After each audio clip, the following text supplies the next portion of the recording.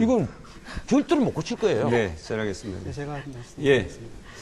사실은 앙케트 한 걸 보게 왜 되면 경제 문제에 대해서 불안해하는 거예요? 두 가지 문제거든요. 소득 감소하고 또 다른 한편은 이제 고용 불안 이 두 예. 가지입니다. 근데 저는 이렇게 된 데에는 현 정권뿐 아니라 지난 정권도 책임이 있다고 봅니다. 우리가 흔히 말하는 이 신자유주의 정책이라는 걸 통해 가지고 사실 우리나라가 서유럽에 비해 가지고 복지 시스템은 존재하지 않았는데 그걸 보완해 줬던 게 그 무원의 종신고용의 약속이었습니다.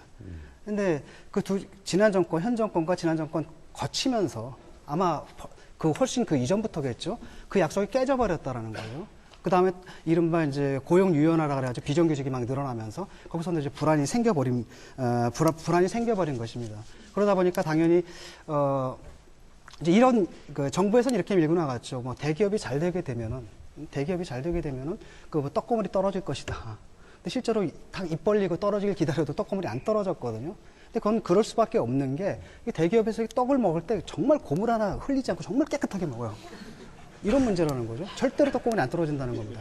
지금 문제가 초과이익 공유제 뭐 이런 문제도 그것 때문에 나오는 거거든요. 대기업이 잘 되면 또 우리가 힘을 몰아줘가지고 온갖 특혜를 다 줘가면서 나갔으면 이게 돌아와야 되는데 또 정부가 그럴 거라고 약속을 했는데 안 돌아오는 부분이라는 겁니다. 솔직히 저는 초과이익 공유제가 조금 말씀하신 대로 좀 이상한 것 같긴 해요. 하지만 그건 왜냐하면 편법입니다. 가장 바로 잡아야 할 것은 예를 건데 대기업과 중소기업 간의 공정거래 규약이거든요. 근데 사실은 지금 계약하는 게 자본주의적 계약이 아니라 봉건제적 계약이거든요. 계약을 하게 되면 중소기업이 사는 게 아니라 대기업과 계약을 하는 것 자체가 죽음을 의미하는 거라는 거죠. 그러면 그런 데서 좋은 일자리가 창출될 수가 없다라는 겁니다. 예. 바로 그런 문제고 그런 문제를 해결해야 되는데 지금 정부에서는 지금 그 문제를 건드리지 못하는 것 같아요. 그건 민주당도 마찬가지고 한나라당도 마찬가지고 아시겠지만 아까 그런 말씀하셨잖아요. 뭐 거의 배짜라는 말씀이거든요. 네가 한번 처벌해봐라.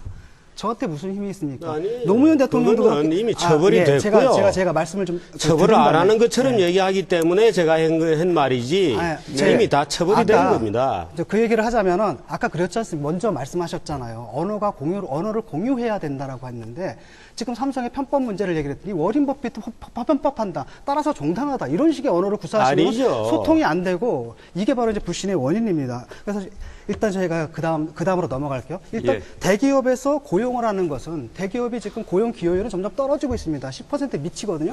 8%, 7%로 내려가고 있고 결국은 93%는 중소기업이 지금 하고 있는데 이 중소기업을 살리지 않고서 어떻게 뭘 하느냐라는 겁니다. 고용을 창출할 수 있냐라는 거죠. 그다음에 대기업도 고용 창출하기 위해서 농업으로 보낼 필요는 없습니다. 그러니까 대기업이 쉽게 돈을 버니까 사실 투자를 안 하는 겁니다. 모험적으로 투자를 해도 되거든요. 그게 바로 진취적인 기업가 정신이잖아요.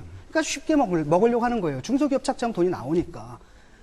사실 굉장히 지금 IT도 있고 굉장히 많은 첨단 산업들도 있고 또 우리가 태양 에너지라든지 굉장히 개척 태양 시장들이 많은데 진취적으로 기업이 나가는 게 아니라 지금처럼 쉽게 먹는다라는 겁니다.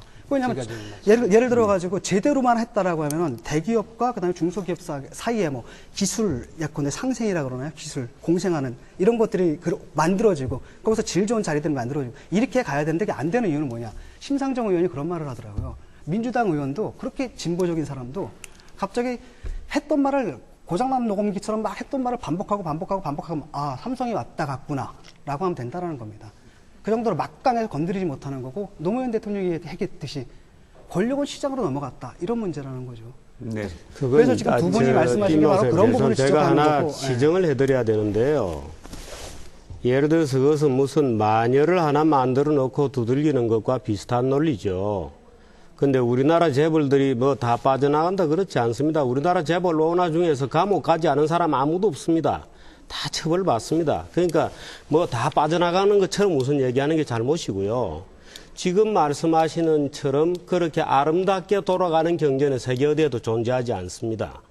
예를 들어서 정규직 문제 같은 것도 저는 정규직의 높은 장벽이 비정규직을 만들어낸다고 봐요. 왜? 정규직에 주는 조건을 가지고 정규직을 절대로 늘릴 수 없습니다. 그런 것이고 농업 얘기한 것은요. 우리나라 잘못된 경제학자들이 옛날부터 주장하던 바예요. 그게 농업 인구를 늘려라는 게. 그렇게 해서 산업이 발전해 오지 않았던 거죠. 트리클다운 얘기를 또 하시고 이익공유제를 얘기하셨는데요. 이익공유제는 좀 이상하게 느낀다는데 제 얘기는 이런 겁니다.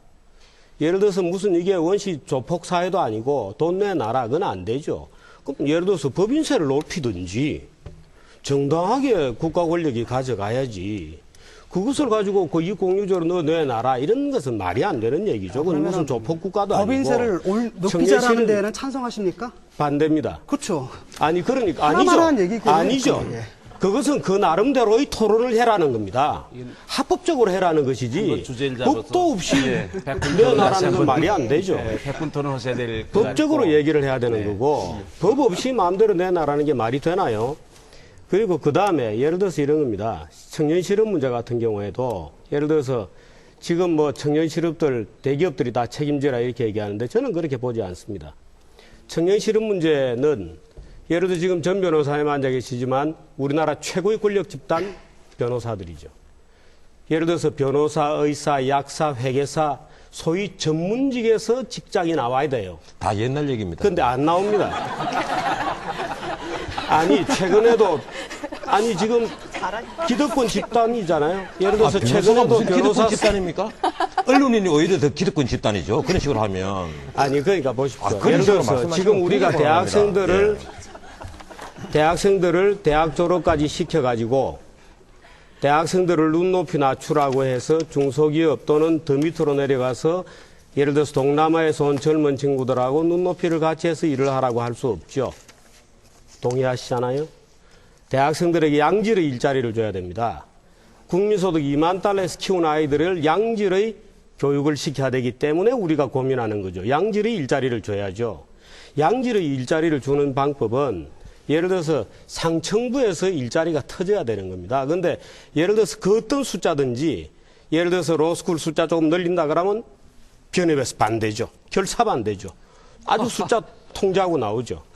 모든 직역이 지금 다 그렇게 돼 있잖아요. 지금요, 예? 로스쿨 말씀하시면 또 다른 토론 있어야 되고, 네네네. 예? 그럼 얘기 안 되고, 아니, 그리고요, 그러니까요. 계속해서 아니, 지금 말씀을 그러니까 하시는데, 우리나라의 제가 한 가지 모든 말씀드릴게요. 직역들이 자, 자기 건 안 정치자- 내놓으려 그러죠. 아니, 네, 그게 저 아닙니다. 예. 지금 아까 오늘 계속 나오는 마무리해 얘기가 주시고, 예. 청년 실업을 해소하려면 중소기업이 크지 않으면 안 됩니다. 근데 우리나라 지금 그 경제신문에 계시지만 우리나라 중소기업에서 중견기업으로 1년에 크는 회사가 몇 개 있습니까? 없습니다. 없지 않습니까? 뭐 크게 돼 있죠. 일본은 크는데 왜 우리는 못 큽니까? 바로 일본도 그게 뭔가 하면 거의 크지 대기업이 않습니다. 공정거래 질서를 안 지켜주기 때문에 그런 거예요. 일본도 이 크고 박사님, 있잖아요. 결국은 알겠습니다. 3단 문법으로 가면 대기업 때문에 중소기업이 크지를 못하고 중소기업이 크지 못하니까 청년 실업이 해소되지 못한다는 얘기입니다.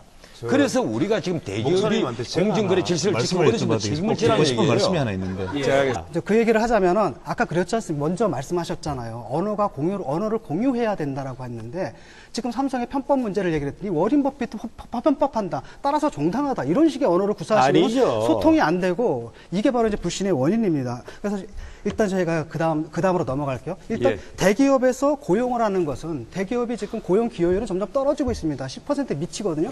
8%, 7%로 내려가고 있고 결국은 93%는 중소기업이 지금 하고 있는데 이 중소기업을 살리지 않고서 어떻게 뭘 하느냐라는 겁니다. 고용을 창출할 수 있냐라는 거죠. 그다음에 대기업도 고용 창출하기 위해서 농업으로 보낼 필요는 없습니다. 그러니까 대기업이 쉽게 돈을 버니까 사실 투자를 안 하는 겁니다. 모험적으로 투자를 해도 되거든요. 그게 바로 진취적인 기업가 정신이잖아요. 그러니까 쉽게 먹으려고 하는 거예요. 중소기업 착취하면 돈이 나오니까.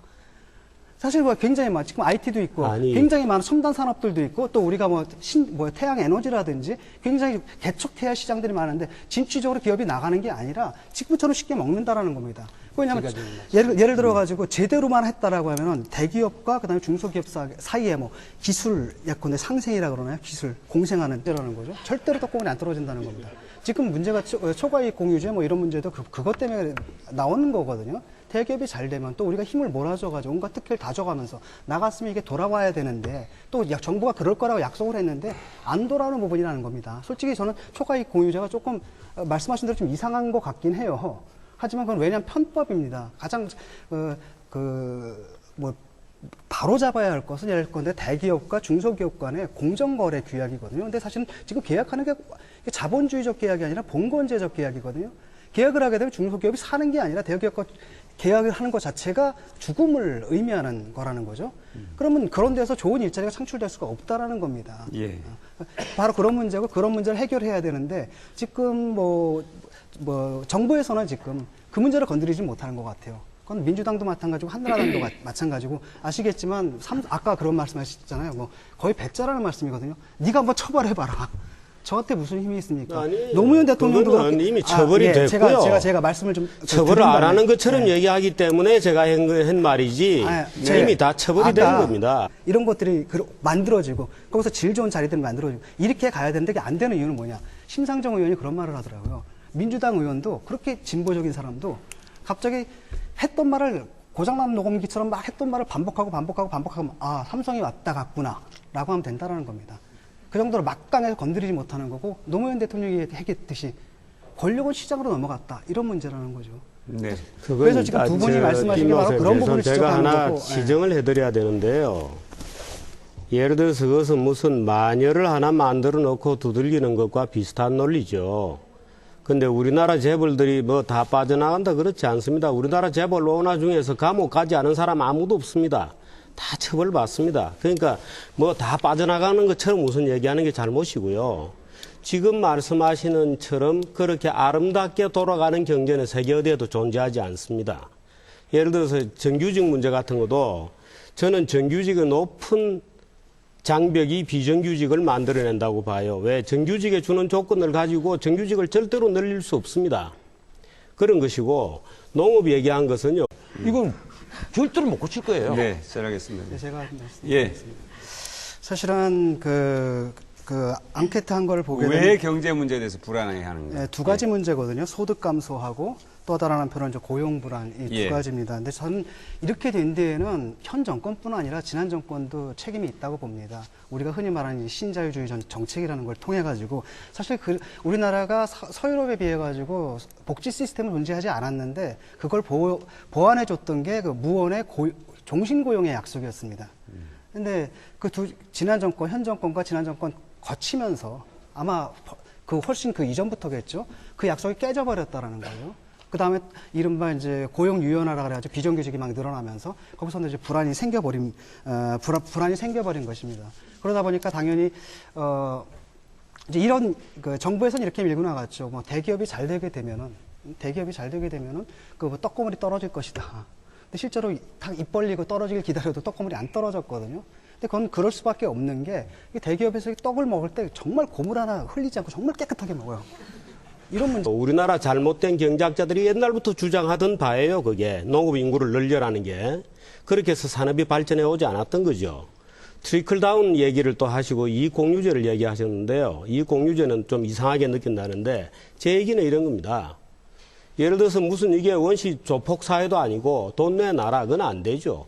그럼 예를 들어서 법인세를 높이든지 정당하게 국가 권력이 가져가야지. 그것을 가지고 그 이익공유제로 너 내놔라. 이런 것은 말이 안 되는 얘기죠. 그건 무슨 조폭 국가도 아니고. 법인세를 높이자라는 데에는 찬성하십니까? 반대입니다. 그렇죠. 아니 그러니까 하나만한 얘기거든요. 아니죠. 예. 그것은 그 나름대로의 토론을 해라는 겁니다.